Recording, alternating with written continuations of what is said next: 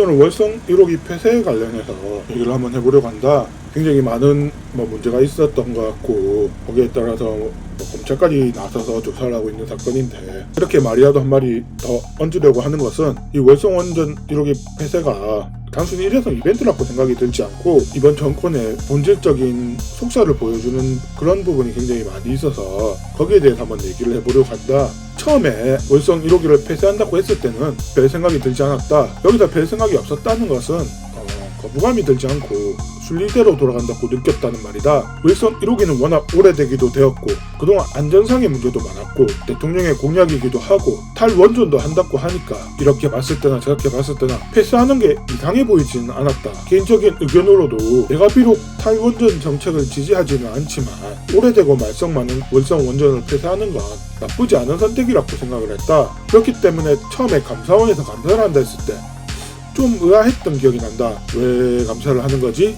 이 정도 국책 산업에서 당연히 따라오는 관례 같은 것인가? 그것도 아니면은 정말로 혹시 무슨 문제가 있나? 그런 생각을 하고 있었는데 감사원이 감사 결과를 미룬다고 했고 솔직히 별 문제가 없다고 생각했던 나는 이 사건에 대해서는 까마득하게 잊고 있었다. 뭐 별 문제가 있겠어? 라고 생각한 것이다. 그리고 미루었던 감사 결과가 그렇게 화려하게 나왔을 때 좀 황당하고 어이가 없었다. 월성 원자력 1호기 폐쇄를 위해서 담당 공무원이 발전소의 강제성 부분을 조작했다고 하는데 공무원이 국민을 우롱하기 위해서 데이터에 손을 댔다는 부분은 굉장히 악질이긴 하다. 그런데 생각을 하면 할수록 곱씹어 보면 볼수록 이상했다. 왜 경제성 부분을 조작했을까? 왜 그랬을까? 왜 하필 경제성 부분을 조작했을까? 솔직히 월성 1호기는 그동안 안전 문제도 많았고 대통령의 공약 사항이기도 했기 때문에 그런 조작 없이도 대통령이 밀어붙여서 폐쇄를 결정할 수 있었다. 그렇게 한다고 해도 별 문제는 없었을 것이다. 분명히 반대하는 사람은 있었겠지만 어떤 정책이든 어떤 결정이든 모든 사람에게 칭찬만 들을 순 없지 않은가. 그런데 왜 저렇게 무리하게 조작까지 하면서 원전을 폐쇄했을까? 지금 내가 생각하는 그 이유를 말하려고 한다. 이 정권은 아무것도 책임지고 싶지 않아 하고 본인들이 나서서 갈등을 해결하는 일을 하고 싶어 하지 않기 때문이다. 그리고 그 무엇보다도 갈등을 조정하는 과정에서 그 어느 쪽에서도 그 누구에게도 욕을 먹고 싶지 않기 때문이다. 자, 생각을 해보자.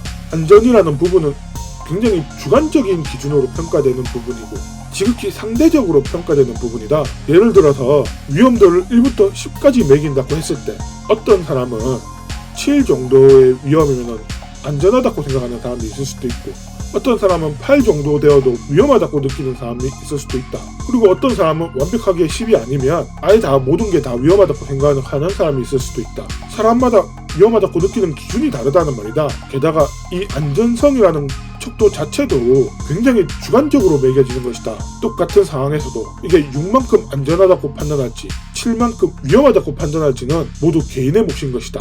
이 위험에 대한 판단은 본인이 처한 상황 그리고 환경에 따라서 또 달라진다. 예를 들어서 월성 부근에 사는 사람은 저 멀리 서울에 사는 사람보다 이 안전성 부분에 좀 더 민감하게 반응을 할 것이다.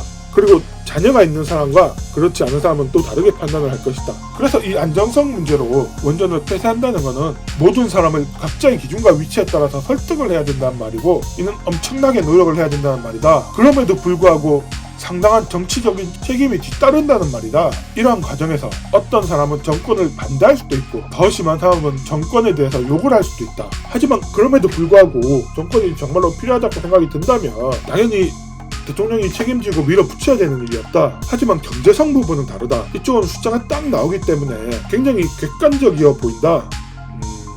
A가 B보다 100원이 싸다. 이 말은 모든 사람이 동일하게 받아들인다. A가 B보다 100원이 싸다고 말이다. 즉 별 노력 없이도 정부가 원하는 월성 원전 폐쇄라는 결과를 얻을 수 있다는 얘기다. 이쯤이면 이번 정권이 왜 위험성이 아닌 경제성을 조작해서 원전을 폐쇄했는지가 설명이 된다. 경제성을 조작하는 것이야말로 모든 사람에게 욕을 먹지 않는 비겁한 방법이기 때문이다. 문제는 이번 정권은 늘 그렇듯이 갈등을 중재하고 스스로 책임지기보다는 주로 비겁하고 잘못된 길을 걸어왔다는 것이다. 마치 이번 월성 원전 자료 조작처럼 말이다. 내가 늘 그렇듯이라고 했나? 이번 문재인 정권은 대통령이 욕을 먹을 것 같은 일은 미루고 자신이 해야 할 일들은 하지 않고 있다. 예를 들어서 추미애와 윤석열의 갈등 때도 그렇다. 윤석열이 검찰개혁에 그렇게 방해가 된다고 하면 대통령이 나서서 윤석열을 끌어내리던가 조인트를 까서 자기의 말을 듣도록 했어야 됐다. 하지만 그때 대통령은 어디에 있었나? 추미애 뒤에 숨어서 혹시라도 불똥이라도 하나 튈까봐 숨도 쉬지 않고 있었다. 재난지원금을 지급할 때는 또 그렇다. 재난지원금 지급을 결정할 때마다 기재부가 딴지를 걸었고, 그래서 기재부와 다른 부서가 매번 싸우고, 그리고 기재부와 민주당이 매번 싸우고 있을 때 대통령이 나서서 중재를 하고 어느 쪽이든 방향을 설정하고 추진을 해줘야 되는데 대통령은 또 어디 갔는지 보이질 않고 있다. 늘 그렇듯이 본인만 쏙 빠져 있는 것이다. 이럴 거면 우리나라에 왜 대통령이라는 직책이 있는 것인지, 대통령 본인은 왜 대통령을 하고 있는지 모를 일이다.